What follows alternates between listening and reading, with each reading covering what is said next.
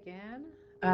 This is video number 2, where we're going to talk about gravitational mass. This is the second video for our virtual day at the end of chapter 5. So we talked about inertial mass and we talked about the Higgs boson. But in this last section, we want to talk about gravitational mass. Similar, not the same as inertial mass. We want to think of gravitational mass as connected with weight. Okay, often we talk about weight and mass kind of as interchangeable, but I want to kind of break that down and talk about how mass is different from weight.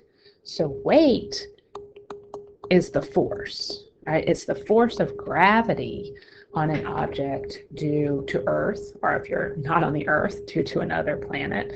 So we think about it as similar to when we talked about force equals mass times acceleration. Weight, so that's the force, equals mass times little g.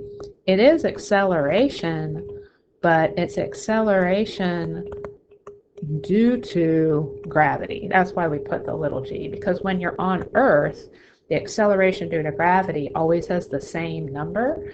It's the same amount of acceleration. So we use a little g. So weight is a force. Okay, weight is a force. That's slightly different from mass. Okay, forces act on masses.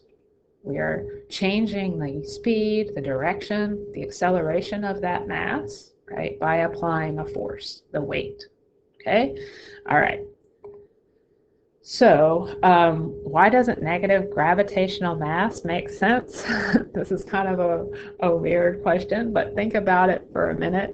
We're going to talk about what gravity actually does, that gravity attracts. Okay, so if you have negative gravitational mass, what is negative mass, right? What is mass that pushes apart rather than attracts? Maybe that's something to do with dark energy, but it's definitely not gravity, and it's not gravitational mass. Gravitational mass are sort of like charges. This goes back to our idea in some sense that mass is like a label, okay, just like a charge is like a label. So gravitational charges, gravitational masses attract. So gravity only goes one way. That's why we needed dark energy to explain a force that pushes, because gravity pulls together, gravity attracts. So gravitational attraction is related to mass, directly related, proportional, we would say in math terms. It never repels. So we never have negative gravitational mass, because gravity never repels, it always attracts. So in some sense, you know, you can't have a negative mass. Mass is always positive. You might think, well, negative mass is like empty space or something, but that's just zero mass. There's no negative mass in a sense, okay? This is different from our other fundamental forces, right? We think of charge electromagnetism. You can have positive protons, negative electrons, electrical charge magnetic, north and south pole can have positive, negative. So gravity is different. And our next chapter, we're going to talk more about gravity, but gravity is only attractive. Okay, so down here at the bottom, there's a couple of little equations, right, to try to show the difference between inertial mass and gravitational mass. Here's Newton's law that said we have that we're changing the speed or direction, we're accelerating something, a mass. If you want to change the speed or direction, accelerate a mass, you have to apply a force, right? You have to overcome inertia. Gravitational mass, instead, this is this is another law from Newton, but it's called Newton's universal law. It says that you have two masses, like the Earth and the Moon, if we can call those M1 and M2. They are going to attract one another by this force of gravity. R is just the distance between them. So gravitational mass is more about how attracted, in some sense, are these masses to one another, not this overcoming of inertia. Okay? All right, let's go on. So let's try to break down more of that, the difference between gravitational mass and inertial mass. One way to think of them is, how do we measure them? We measure them differently. You measure gravitational mass on a scale because you're measuring weight. You measure your weight by stepping on a scale, because gravitational mass depends on where you are. Is that scale on the Earth? So you have a weight of 490 newtons. It's not in terms of pounds, but that's a force. Newtons is a force unit. So think of it sort of as pounds. Versus if you're on something smaller, like the Moon, you'll have a much lower weight. You will feel lighter. The astronauts can bounce around on the Moon because they feel less pull of gravity. Their gravitational weight, their gravitational mass depends on where they are on the gravity, their weight. Okay? Their actual mass, as you might think of it, like that's what this other thing is showing. This mass, your physical self, your inertial mass, doesn't change, right?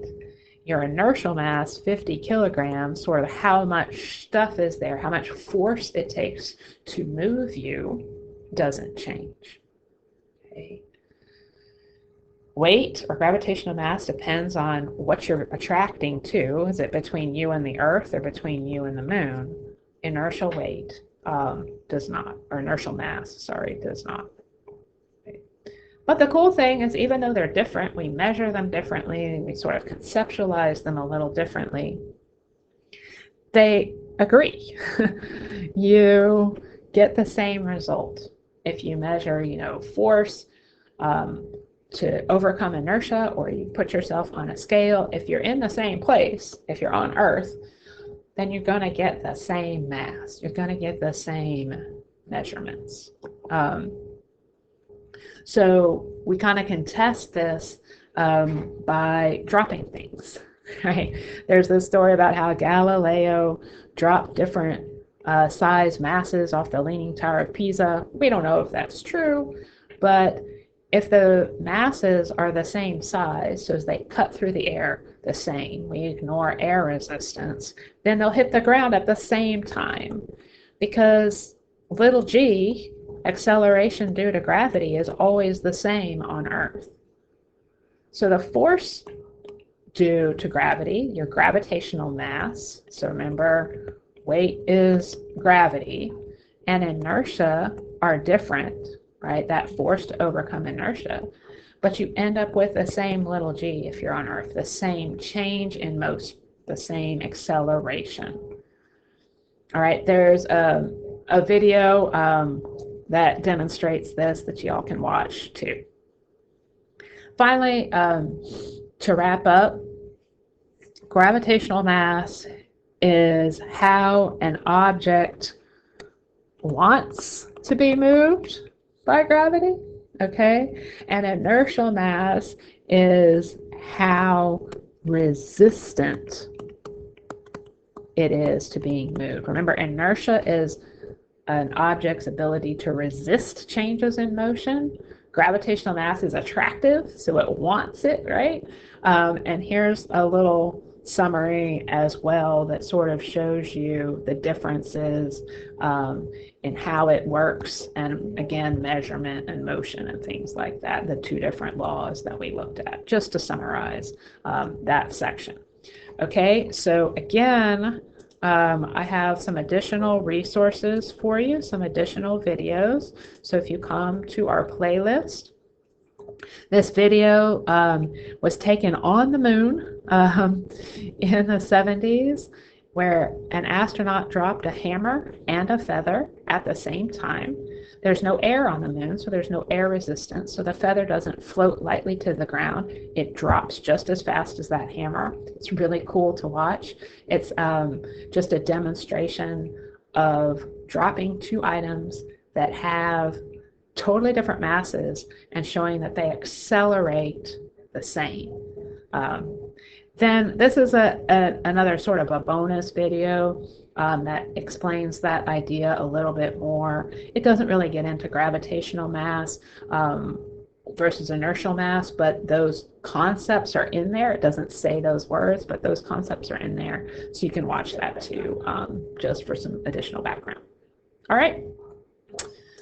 Let me know if you have any questions. Remember, quiz is Tuesday at the beginning of class.